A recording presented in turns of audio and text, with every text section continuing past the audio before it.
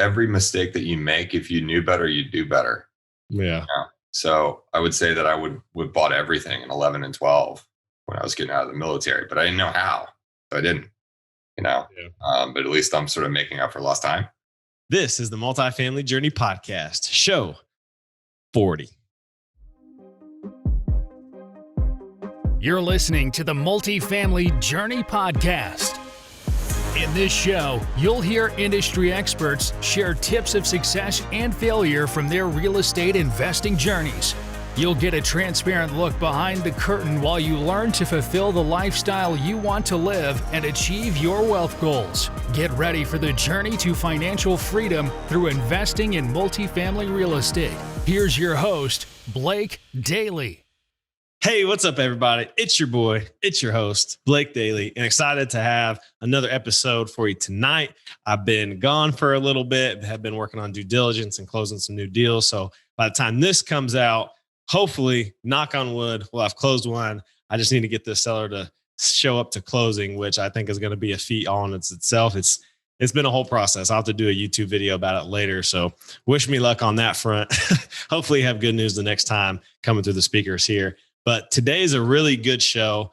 We got Phil Capron on. He is the founder of Mission First Capital. He's a former special ops guy in the Navy. So got to do some cool things, jumping out of planes, going with SEALs and the Navy Special Forces and like these very contended war zone areas when he was in the Navy back in the late 2000s, early 2011, 12 time period, and then got out and started doing the real estate agent gig, selling homes to his Navy guys and other military members in the area, and built from there, just kind of, took it step by step, bought a house with a VA loan, and then bought an investment property with, I think it was a loan assumption. So he's using these different strategies, and then bought his first multifamily property with seller financing, and went from that 13 unit that was seller finance to a 108 unit that he got under contract off like a negotiation challenge, which you guys are going to love that story. I thought it was really cool. So since then, he's built up to 400 units and they're buying more. They're actually selling some right now to get more cash heavy to be prepared to,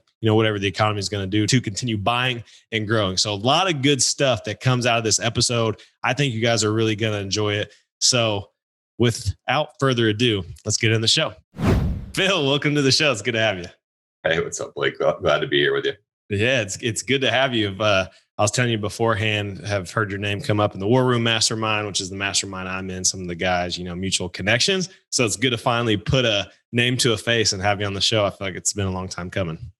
Awesome. Yeah, I love all those guys. So glad to be here. Glad to meet you. Awesome. So kicking it off, can you give people an idea of what your background is before all the real estate stuff? Because I think that'll be a really important piece. Yeah, sure. I jokingly tell people I got into real estate the same way as everyone else. I was in a punk rock band that toured around the country. I played poker professionally. I was an ocean lifeguard, dropped out of college. And standard stuff. Yeah, exactly. I kind of was questioning my life choices, enlisted in the Navy and went out for a special ops job, became a U.S. Navy SWCC and did that for a few years and, had a very lackluster career, if we're being honest.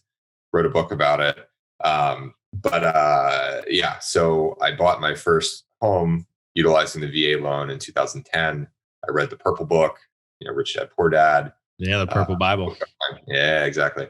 The book on, investing in duplexes, triplexes, and quads, and, a bunch of other stuff back in that kind of era when I thought I was going to be in the Navy for quite a while. This was just post-crash. 2010, 11, it was still pretty ugly out there. Mm-hmm. And I consumed all this knowledge. But when I got out in 2012, for some reason, I thought that the path to real estate wealth was by being a real estate agent.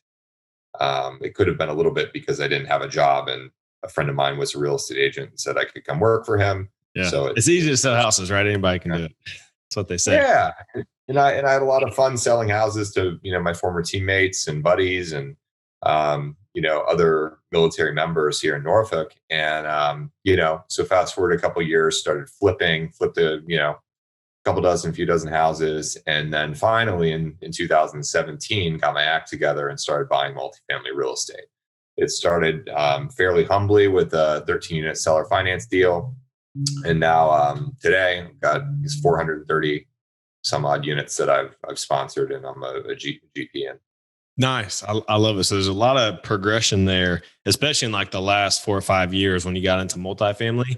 But going all the way back to the beginning, I think maybe it's just because of the network I'm in, but I get a lot of military guys and girls on this podcast. So I wanted to, ask a question. I know a lot of people that listen to are in the military, associated with it. Like, were there lessons in the military that made you think that, hey, real estate is the path for me, or is a way that I can really make it happen? Or is it more of just market timing? What made that first transition out of the military into, selling homes and finding some success? Like, how'd you bridge that gap? So it's a combination of factors, and a lot of it was sort of by accident. When I moved to Virginia Beach, Norfolk, I had a few of my buddies from training out in Coronado that, we decided we wanted to live together. So we got a 3-bedroom apartment. And, I found out about this thing called the VA loan, and I said, I could buy a house. It seems like real estate's really, depressed and cheap right now. What can I buy? Did a market survey and found a 4-bedroom, 3.5 bath property a block from the beach and 5 minutes from my driveway to the turnstile at my command. So, I contracted that, moved in, and I didn't want to leave my room or my roommates from the apartment out in the cold.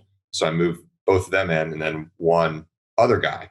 So was it like early on house hacking, renting out the bedrooms? It was house hacking without knowing what the hell it was. It was just trying to help buddies out. So, $250,000 mortgage, call it $1,500 a month and all in fees. I rented the in-law suite for $800. Nice. Yeah, my first house had an in-law suite, VA loan, all that stuff. So very similar. I actually rented out the bedrooms in the main house while me and my wife were living there, and that got shut down really quick. She didn't want people coming in and out of the bedrooms.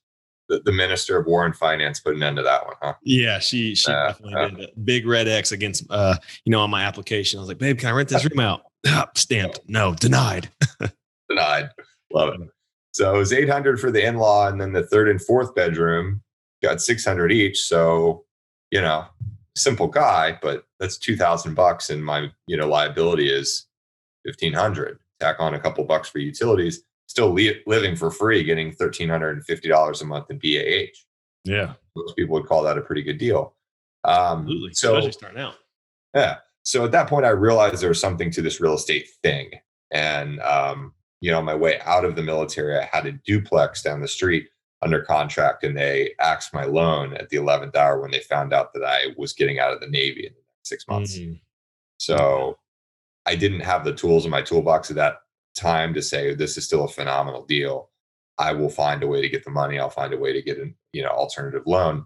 So I let it die. And again, I didn't really buy anything to keep in a real way for another 5 years. I bought one condo subject to from a buddy who was in a bad spot, and moved into that for a little while, rented the other one out. The military, it got me to see real estate for free via this VA loan house hack. And if I had not had that opportunity, I'm not sure I would be doing what I'm doing today. And I'm pretty happy with what I'm doing. And I love that too. It's such a low threat way to get into real estate on the residential side, into a house hack situation with the multiple bedrooms, or you've got the in-law suite, or you've got the duplex. Like all those scenarios, you can use those homeowner occupied loans and get in for very low down, very low risk on your behalf. And especially with the VA loan, you don't have the PMI or the principal mortgage insurance, which makes your payments lower, which enables you to cash flow when you have this $1,500 mortgage payment. So that's awesome. I love that you highlighted that. All the military people out there, definitely take advantage of the VA loan if you can. And you got the USDA loan, the FHA loan, if not. So if you don't know what those products are, go Google them. They're really good ways for you to get in low down. But another thing you mentioned in there was like not having the tools in your tool belt to know how to close that next deal and really to keep building your portfolio. Cause maybe you hit your max amount of loans with the VA, if you're in the military, or with Freddie Mae, Fannie Mac, if you're using conventional loans. So you got the next house you said on a, what was it, a lease option, or then the first multifamily selling finance? Exactly. I just paid my buddy's mortgage because he was going through some hard times, and ended up moving into that condo because it was in a pretty sweet location. Did that for a couple of years, sold it a little later, and it wasn't a home run. I think I made like $15,000 all in. But again, it's still like low threat, but it's the repetition and the experience that builds and compounds. So now you're seller financing a 13 unit just a few years later. So it's like going to the gym and getting in the reps to build up your strength, right? You're not just going to throw 315 on the bar and max at day one. You got to build up to that point. And that's why I think for those people that want to get into the bigger multifamily like you're doing, Phil, and your story highlights it perfectly. It's like, get the reps, start out in the residential and build up to it. You don't have to just jump into that. You guys are probably doing large 70 plus units now, which we'll get into, but it's hard to start there. But if you build up the skills and the experience through, those smaller, lower threat, I would say, deals, then it just, it snowballs and compounds and becomes easier down the road. Did you find that true as you got into the bigger deals? I think that's a great way to describe it. And a lot of people I see get hung up because they don't have all the answers at the starting line, which you don't need. You just need to understand what's your next logical best step. And when you take it, you have a brand new perspective. Things will look slightly different. So, the problem that you foresee is going to be 5 steps down the road that you can't figure out how to overcome. If you take a couple steps toward it, you might see there's a door that you can walk through or walk around or whatever the case may be. So just, not to one up your analogy, but I was just sitting here thinking, people just want to jump on the elevator and take it right to the top floor. And there's a whole bunch of people above them trying to take that elevator too. But if you just take the steps, one step at a time, you get to the same place and, maybe end up beating all the people that are still waiting on the elevator. You don't have to get there all at once. So that's a wonderful analogy. And I actually kind of used one of those in my book. So did you? I'm gonna have to go get this book. I feel like you have to be willing. We're kindred spirits here. We're sharing. We're on the same wavelength. That's good. So also when you're starting out, you had the real estate license. How did that play into it all? Like I get this question all the time. Like, do you think I should get my license? Do you think it's a benefit to get deals on the MLS? For you, how do you think that translated into, this is the Multifamily Journey podcast. Most people want to eventually get into larger multifamily. So did that help you get to that level, or did it hinder you at all? So I think it helped me in a very key way. A lot of people think that their issue is not having enough time or enough money or enough credit to get into real estate. What I tell folks getting started is that if you become a master of valuation, there will be a place for you in a lot of deals. And the reason why I say that is, I've got some other people in my network that religiously underwrite a deal or two every day. And it's been years and they haven't done anything and they're going to drop out. They're going to quit. It's inevitable. Yeah. The burnout is real when you just keep analyzing deals and don't see anything come from it. If you don't understand valuation, this business is going to be very hard for you. So in that respect, I owe a ton to my real estate brokerage, background, because it enabled me to become a master of valuation in my submarket. Working with clients, figuring out how to understand if a property was priced adequately, whether we should go in, well below the list price, at the list price, or even if it's a steal, we want to be a touch over to make sure we secure it. That's the mark of a really good real estate agent. And then as I started to represent flippers, I had to understand the relationship between where they were going to acquire property, what it was going to take to get it to that the holy grail, the ARV, after repair value, what the delta was there, and sort of how, the money was chopped up between, potentially a hard money lender, the brokerage folks, buyer's closing cost, holding cost, how all these things kind of interplayed within a deal. And understanding that enabled me to go and to flip a few dozen houses myself. And, getting into the rental game, it's the same idea. People are always going to want to live in the best option for them in their locale, in their price range. So when you're analyzing rental opportunities, you have to make sure that you're well positioned within that submarket.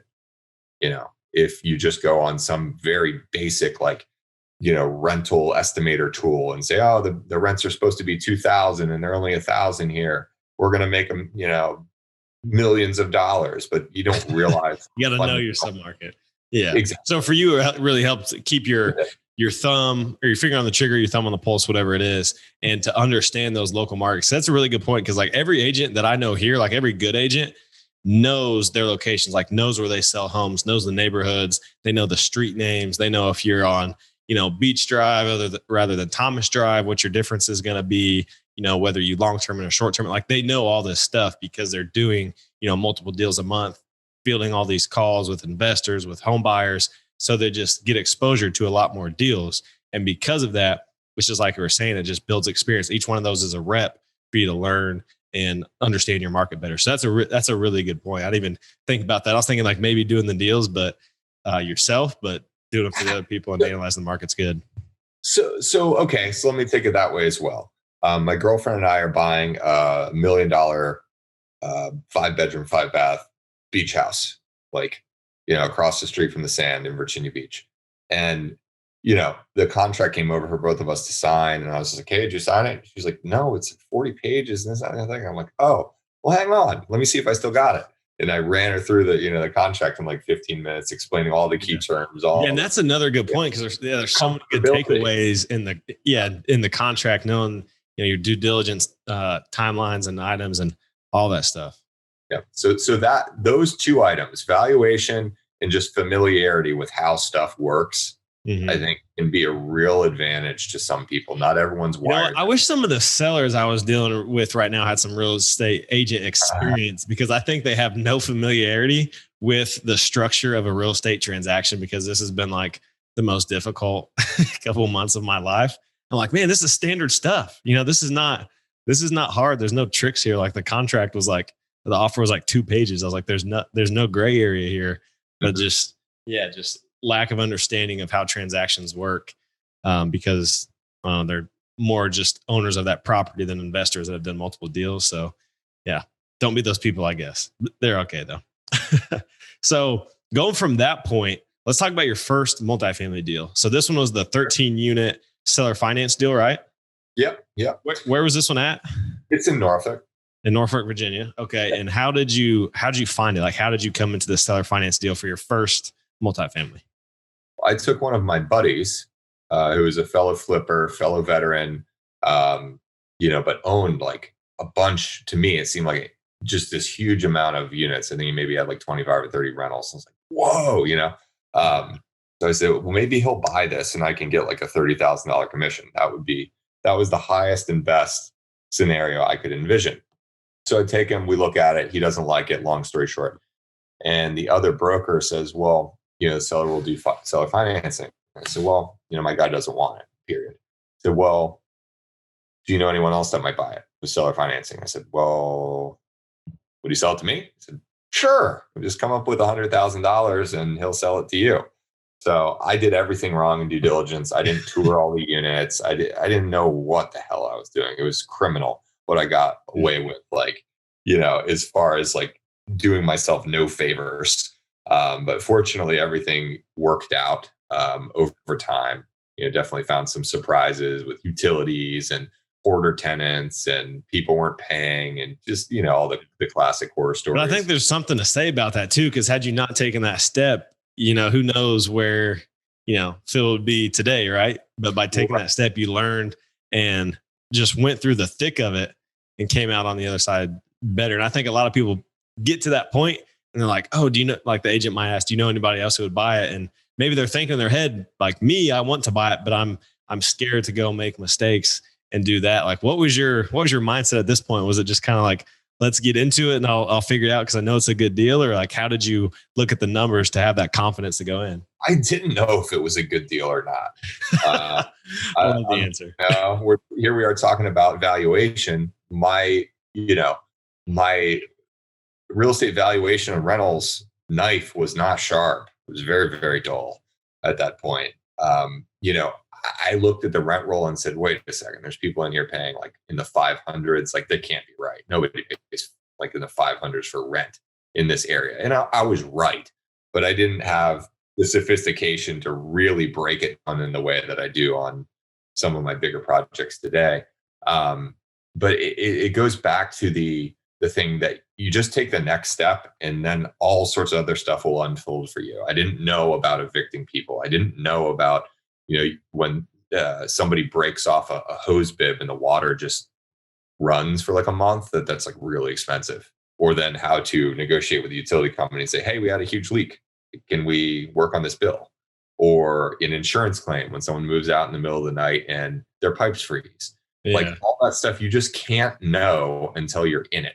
Yeah. So, and truthfully, like a lot of that stuff, there's no course, or there's no book, or there's no, maybe by talking to other investors of just, making a log of everything they said over like thousands of interviews, you could kind of compile this stuff. But there's just no like source to go find all that stuff. The pockets on or the forums on Bigger Pockets are helpful tools now, but like when you got started there's nothing for that. So I mean, even today, I think there's really something to be said about what you did, taking that leap and just jumping in with both feet and saying, hey, we're in it, let's go. So the catalyst for me was a mastermind group called M1, and I had been in this group for a little while, and people in there just sort of same as the war room, right, that we spoke of, or other great groups that are out there that are like-minded people taking action. I saw people doing rentals, they're doing flips, they're doing Airbnbs, they're buying business, all sorts of stuff, and I felt like I was getting left behind. So when this opportunity presented itself, I said yes and figured it out, which is, one of my mentors, that's his big saying, say yes and figure it out later. Yeah, how I live my life. Yeah, exactly. So if other people have done it, chances are you can probably figure it out, especially with this little thing called Google these days. If you tack on competent legal support, real estate brokerage support, finance support, and too, like the biggest support is just the people you're like immediately around them, and by getting in those masterminds, whether it's the war room or M1, like you see guys doing these other deals, buying businesses, doing different kinds of real estate transactions. So you're rubbing elbows with them, like the terminology's rubbing off, you're getting an insight into their deals. So then it's like when you have the opportunity to do it yourself, you're already a little bit further ahead because you got around those people. Like, or what's that quote? You are the average of the 5 people you spend the most time with. So by getting in those groups, rising tide is gonna lift all boats. Like you are gonna come up with the experience of your cumulative group that you're hanging out in. So I think that's a huge point to make here, because if you didn't have that support structure, maybe you make that mistake that kills the deal, but you didn't. Can we stay on this for just a second? Just because hit it. I think it's a great point. So I got all sorts of flack from my family, from my friends about joining this group. Because this one's like thousands a year, right? I mean, this is it was fairly expensive at the time. So let's just, throw a number at it that seems like a lot for you. Was 2,000, 5,000, 10, 25, whatever. And your peers are going to give you a hard time. Like, what are you doing? You need to pay for friends. You need to. Something's wrong with your life, whatever. That's not the case. It's just that I wanted more. I wanted to be around people that were trying to do similar things. Mm-hmm. So let's just say it cost me like $10,000, whatever. I bought that for $900,000, and it's on the market right now for $1.2 million. So not a bad return. A couple of years. And I owe, I think like $770 or something like that. So that'd be a good pay. It's probably like, if you bought it in 2017, it's like 70,000 a year or something like that. Something, like you should clear 250-ish.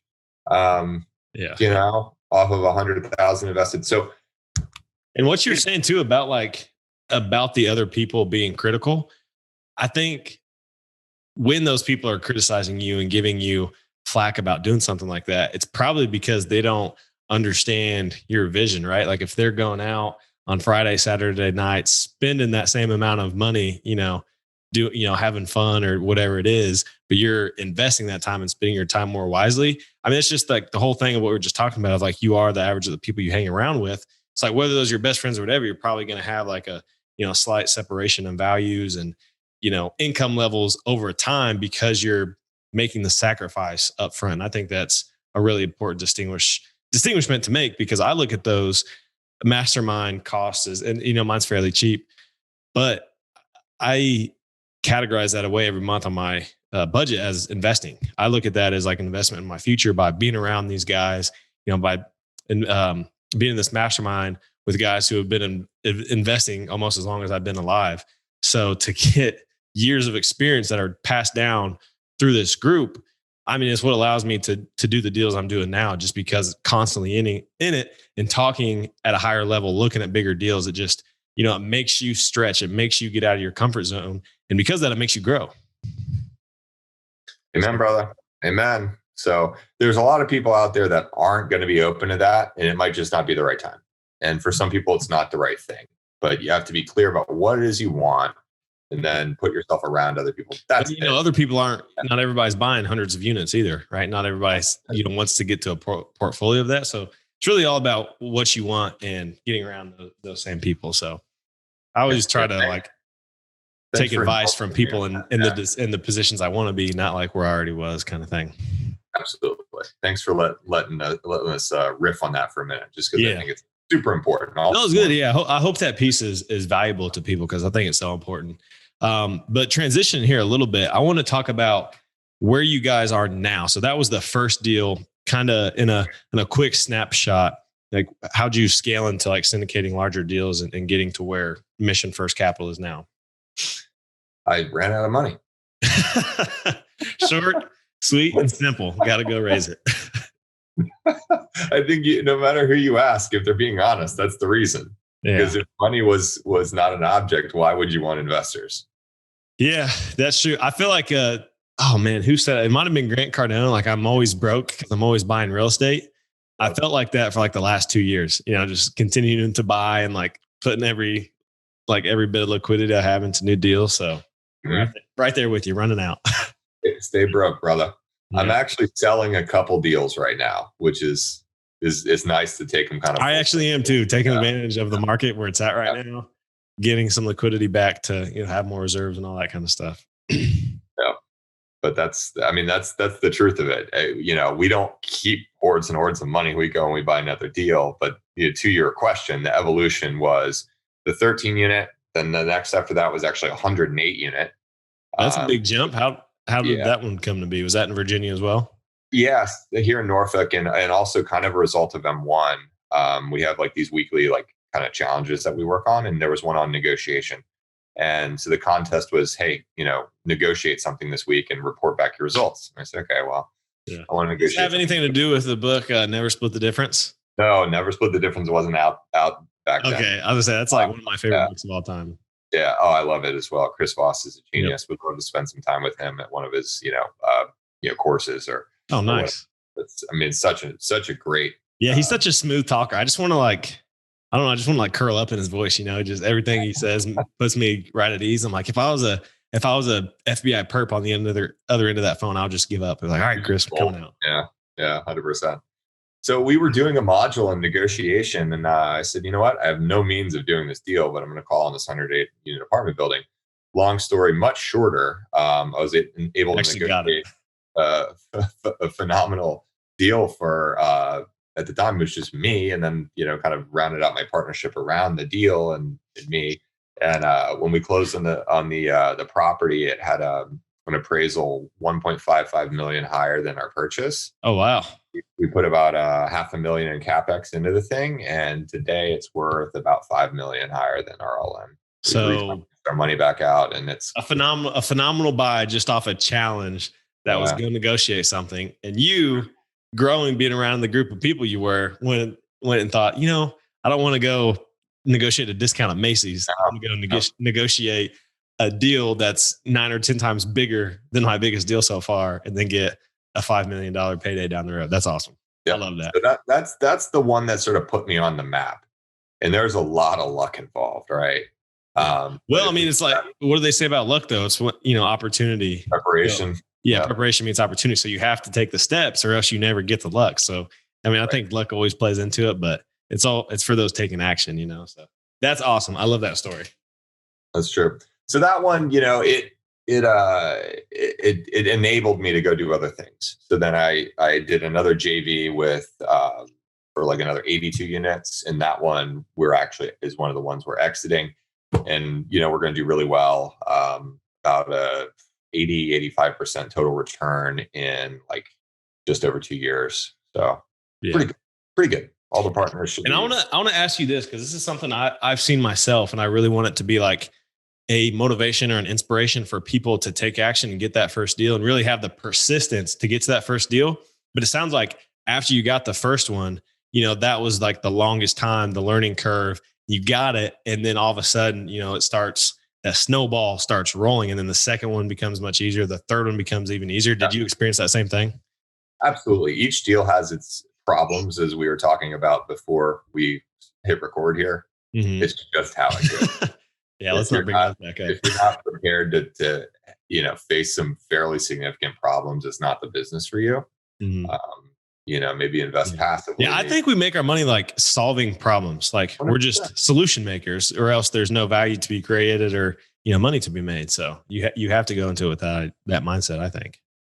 A saying I use that's basically just what you said, phrased slightly different, is you're paid in direct proportion to the amount of value you bring to the world. Yes. Solving problems for other people is valuable. Yeah. And you can't do the same thing everybody else is doing the same way, or you're really providing no value. It's like you're the t-shirt vendor rather than like the specialty consultant, right? I mean, how many people are selling t-shirts and how many people are giving, I don't know. How many Chris Vosses are there, right? There's like one or two people in the world that can negotiate like he can. So you want to be Chris Voss, not a t-shirt maker. Yeah. So that's good. So to from that point forward, Mission First Capital is really kind of born out of that era, and you guys are growing and scaling. So kind of want to ask a unique question. Unique's in the questioning, I guess, but what is your unique approach to multifamily investing now? Like finding deals, raising money, the relationships, like how do you guys put all that together to be competitive in your markets right now? Because that's a problem I know many people are having, whether it be raising capital or whether it be finding deals, but how are you guys putting that all together to provide that value? Yeah. So sort of like the evolution, we did the JVs, we did the 506Bs, which enabled us to include a lot of our non-accredited friends, family, colleagues, whatever. And, something that we haven't done yet, but is very interesting to me is there's an SEC exemption called Regulation A+. And it sort of marries the benefits of a 506B and a 506C under Regulation D. So just real quick overview. I'm sure you're. Yeah, I was going to say, let's hit those high level. Yeah, like very high level. As I'm what sure 506B and C are, and then how Reg A would differ. Yeah. So 506B is a great deal because you can include up to 35 non-accredited investors. Which is people like net worth less than $1 million, or they make less than $200,000 a year, right? You got it. Yeah. So it's like the normal folks. Most of our military friends, normal folks, right? So we did 506Bs so we could include them. The downside to 506B is you can't advertise anywhere. You have to have a substantive pre-existing relationship with these folks, or you can't talk to them. 506C, you can advertise everywhere. You can talk to whoever you want. The downside is you can't take any of these normal folks, like most of our friends. Yeah. So it's a big pro and con in like the syndication world. What Phil is talking about is like 506B, you cannot advertise. 506C, you can, but you can only get accredited investors. So that might take out a lot of people in your immediate network, your family, friends, unless, you're hanging out at country clubs or whatever. But those two are like always in riff, like, is it 506B or 506C? Like people think those are the only two ways you can syndicate or raise money. So I'm glad you're bringing Reg A. So how would that one differ? So Reg A has changed a lot. And there's this new thing online called Regulation CF or crowdfunding. And they're both something that we're looking at just because we have a strong desire to include more people, to democratize this commercial real estate investing syndication thing. Yeah. It's nice to make the rich richer, but what about our brothers and sisters that are getting to the tail end of a military career and then, aren't really sure what's next? It would be nice for them to have access to some of these vehicles as well. So we're exploring both, just high level overview. A+, Regulation A+, it enables us, or anyone who does one, to advertise all over the place, but also to take non-accredited investors at very small investment amounts. So that's something that's on our radar that we're looking into. Yeah. And then that Reg A+ would allow you to get, kind of the common investors, the people that, you served with along in the military, or even those younger military folks, or just like, people in your network that aren't accredited investors, correct? But maybe have 5,000, 10,000, 15,000 to invest when normally, I mean, your 506B, this is how ours was anyway, was a 50,000 minimum. So if you couldn't invest 50,000, you couldn't get into the deal. So this kind of breaks down or eliminates the barriers to that. Is that kind of the gist of it?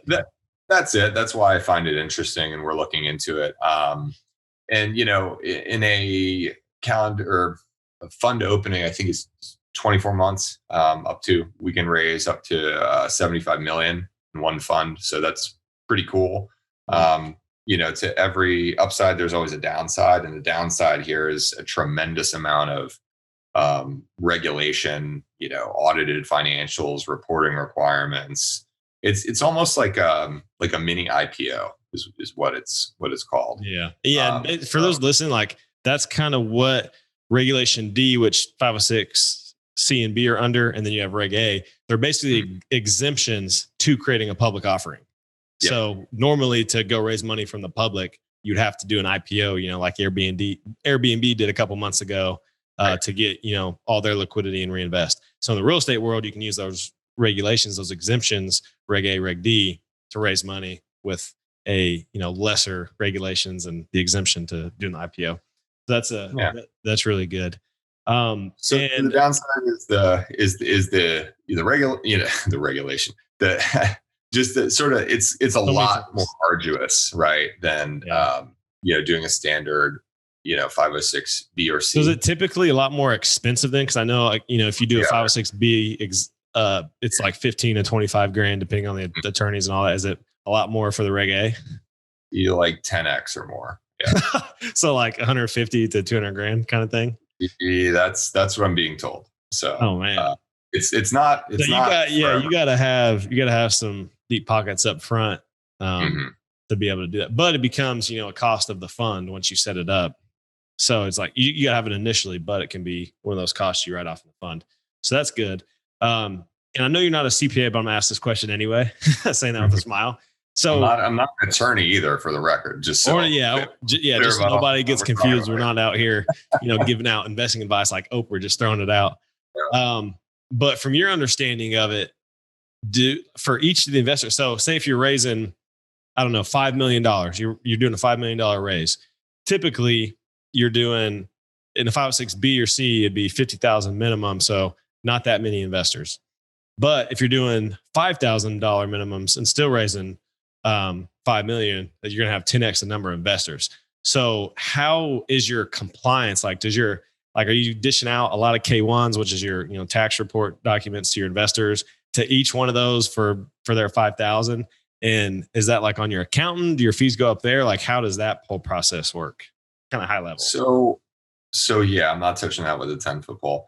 It's just like the legal issue. Your organization, your offering, your business is going to get way more complex if you decide to go that route. And it's not like you're doing a deal with a couple of friends and maybe a couple of family members as investors under like a 506B scenario. This is like legitimate business. They're scrutinizing you. They're looking into your business. Yeah. So with that said, from what I understand, there's not one accountant involved. There's like multiple accountant firms involved in the bookkeeping, in the auditing, and then there's another round of auditing and reporting. It sounds very complicated. So just the oversight, the sort of infrastructure concerns, and the cost are fairly prohibitive for Regulation A+. But it might be something we'll look into. The other one's Regulation CF, crowdfunding, which is a much lower bar on, sort of the regulatory stuff, compliance stuff, from what I understand. Yeah. That one, it's also, it's got its pros and cons. Again, you can only raise like $1 million. Yeah. I thought it was 5 million, but I could be wrong. So I know when President Biden came into office, they postponed like all the pending legislation for that. So it actually, I think it's still on the slate. I don't know if they changed it yet. I don't know. I did an article on this in like February, because I was like pumped up for that Reg CF to go from $1 million to 5 million, but then never checked back on it because we didn't end up syndicating our current deals that we have under contract, and we're just doing a partnership. But yeah, Reg CF is one that I really like, is because the fees are a lot lower than Reg A plus. It's a little bit easier to set up. But again, it's pros and cons. Like I would suggest if you are a person that's looking to go raise money and you want to learn more about these, you can search these on the SEC's website, or just search, regulation A plus, regulation CF, and it'll bring up like the SEC article, and you can read the specific terms, pull up different tabs or whatever and just look at them compared to each other and make that comparison. Because generally, kind of what Phil's alluding to, like the bigger firms with more operating capital and that are doing larger deal sizes typically regulate to or gravitate towards the Reg A plus because they can raise a lot more money. And then the Reg CF is usually, is also an exemption to going public, and that's smaller startup companies that use it. That's where the crowdfunding term comes from. It's like for smaller companies to have less regulation, to get a little bit of capital infused in their business. It all comes from the Jobs Act in like 2012 when President Obama wanted to, help out small businesses and help businesses get access to capital. So Reg CF is a cheaper way to raise less money. So it just depends on the size of deals you're taking down, how your business is set up, but both are really good options. And I think probably at Phil's scale, Reg A plus probably would make more sense if, you guys get the offering complete, but we won't get into it. We can't touch it. It's like the veil we can't pierce right now. It's just, kind of the purpose of this conversation as it pertains to your people here is you have to pick the right one for you. And, it depends a lot about your business goals and the reason. And for starting out, it might be 506B or 506C, just because it's a little more streamlined, and these syndication attorneys will pump all that stuff out and hold your hand through the whole thing. Right. So that's the good part about that. It's like, kind of plug and play with 506C, 506B. So I wanted to dig into, I think it's a really good topic for people to hear right now, as people are trying to do more deals and get access to capital. It's just a matter of finding the deal. So I want to actually get into that before we pivot to the last session of the show. Cool. But how are you still finding deals and growing in this market right now? Like what kind of things are you doing to make sure that deals are coming across your plate and that you can analyze them and get offers in? Yeah. So doubling down on broker relationships. Most of the stuff that I bought has been on market. Make sure you have MLS searches set up for the residential side, because sometimes something will squeak through the cracks there. We actually bought a 92 unit off the MLS. And 92 unit off the MLS? Nice. Yeah, we wouldn't have gotten it if I didn't see it in my auto search and go out there that day and lock it up, because their seller was actually pretty salty that they received a lot more attention and higher offers after you'd already had it under contract. Yeah. So that deal's actually been a huge pain in the butt, but to our conversation earlier about another learning lesson, right? Yeah. When sellers are squirrely and they don't want to provide docs and they're, not business like this, that, and the other thing, it's a huge aggravation for guys like us. But who are very like system process oriented, follow the rules of a transaction. You know what? If you need somebody to vent to, Phil, just give me a call. I'll be a sounding board, because my wife's had enough of me complaining about this stuff recently. There's a caveat though. When they act like that usually, not always, there could be a deal there, because 80% of the people are going to say, you know what? I don't want to deal with you. You're ridiculous. Yeah. And that's the exact kind of scenario I'm in right now too. Mm-hmm. So, knock on wood, they close and work out, but it looked to be really good anyway. That's why I was like, I'll be the one, I'll be the patient one. I'll be the one to keep a smile on my face and just, swallow my pride and get through this thing. Sometimes you got to. It's about the result. You know what I mean? You have to sort of check the ego out the door. There's a lot of like a year from now, both of us will probably look back and be like, I'm glad I did it, right? Wow, because at the end of the day, got the deal, got the experience, and now we're rolling that one into one that's easier, bigger, better, whatever in the future. So yeah, love it. The last thing on finding deals is just not being we used to call it in real estate brokerage, a secret agent, like an agent that nobody knows is an agent.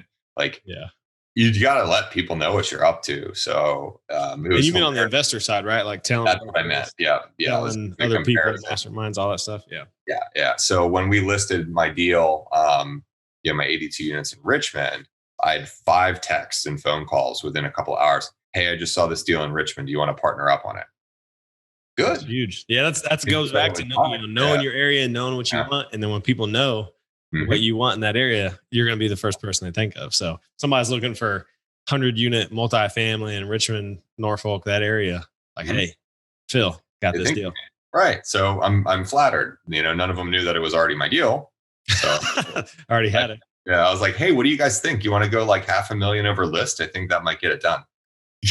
Yeah, that's funny. Just kidding. But yeah, play both sides of it. That's good.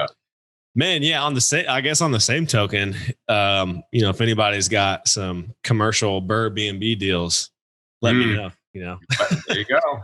Yeah. Virginia multifamily for Phil, Panhandle, short-term rental, commercial properties for me. We'll knock it out of the park. I hope that's how it is when I go to sell these. When we exit at one point, everybody hit me up. I'm like, yeah, we'll just probably like $250, $300 over ask price.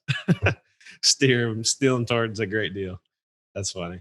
I guess the last question here, Phil, before we transition to the last section of the show, what is in store for you for the rest of 21? What's your aims? What's your goals to wrap up this year strong with? Well, just focusing on exiting the couple of deals that I'm getting out of right now, putting a little cash back in my pocket, and just being ready for whatever happens. There's a lot of folks out there with their crystal balls forecasting, hey, we're going into hyperinflation, and don't ever sell anything because that's where we're heading. And I'm inclined to agree with that argument. And then on the other side is there's a lot of government meddling. There's a lot of unrest. There's a lot of macro world trends going on that we can't foresee. It would be a great idea to put some cash in your pocket. So I might be more in favor of we're heading into an inflationary period camp, but I also think it's wise to have, some money in the bank. So I'm right there with you. I read a really compelling article in the Wall Street Journal about people having such hard times hiring employees. And to do that, they're having to increase the wages to entice these people to come out of unemployment because they're sitting on the couch making more money than they would make in these normal jobs. So now employees are making more, which means, prices have to go up that businesses are charging, which means people have to pay more for products. It's just that inflation cycle is starting to creep up. And, in this article, they foresaw, I guess, is that the right word, foresaw it going on in like the next year in the future. So I think all the signs for inflation are there. So to be cash heavy and be ready to jump on opportunities, I think is a really great thing to be doing right now. Yeah. And I'm kind of doing the same thing, trying to sell my last single family house to get out of the single family game altogether and just hopefully net like 50 to 70 somewhere, wherever the strike price hits, and sing to the title, to the closing company. But all right, Phil, let's get to the last section of the show. This is the Fortune 5.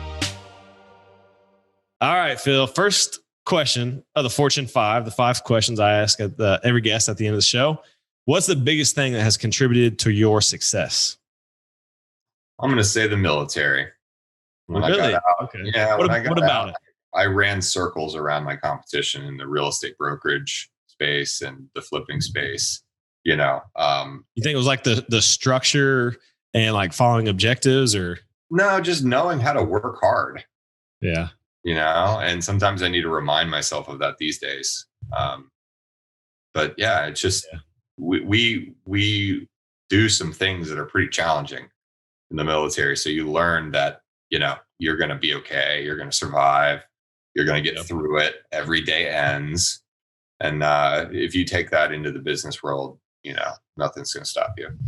And I think that's a great point. I think a lot of times in the military, you're forced, like out of necessity for your mission or your whatever it is, to work a little bit harder and longer than, civilian would in the same like comparable position. Or probably your job in the Navy wasn't even like a comparable civilian position. Like there's no special ops civilians running around, delivering hamburgers, special ops.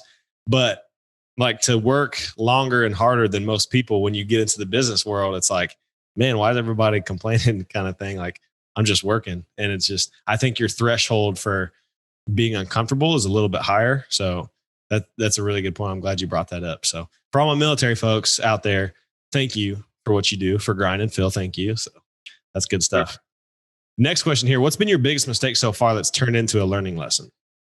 Oh, geez. We need to start another episode, brother. I like this question. Yeah, because stuff always comes out like this, and we can get into like a really good like sub discussion of like, how do your mistakes help you?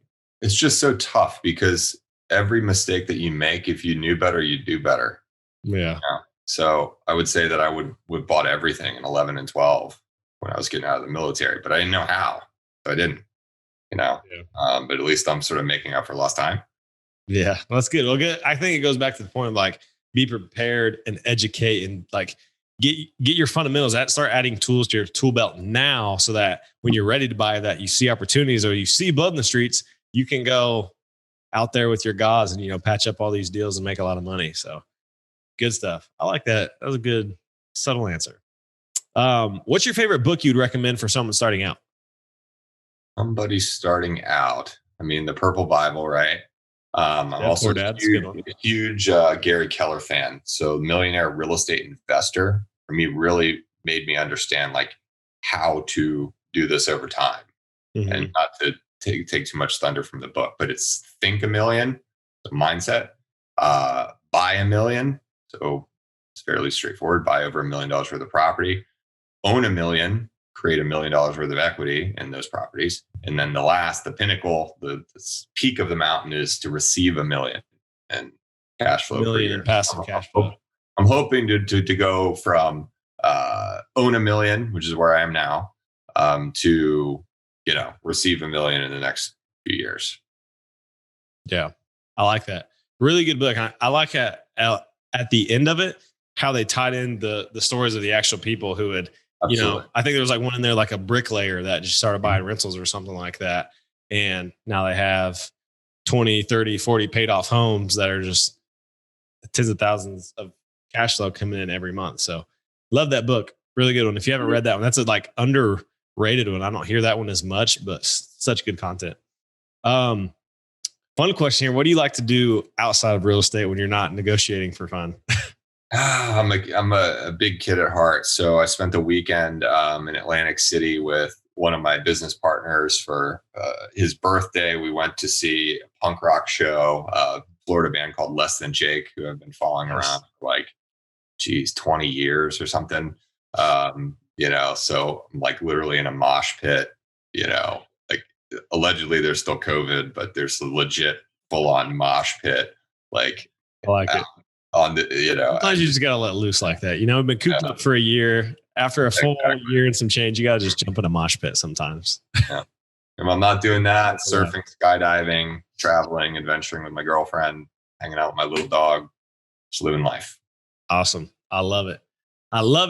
Phil, the last question here. Where can people find out more about you and connect with you? Yeah. So our company website is missionfirstcapital.co, not .com, .co. So missionfirstcapital.co or on Facebook, Mission First Capital.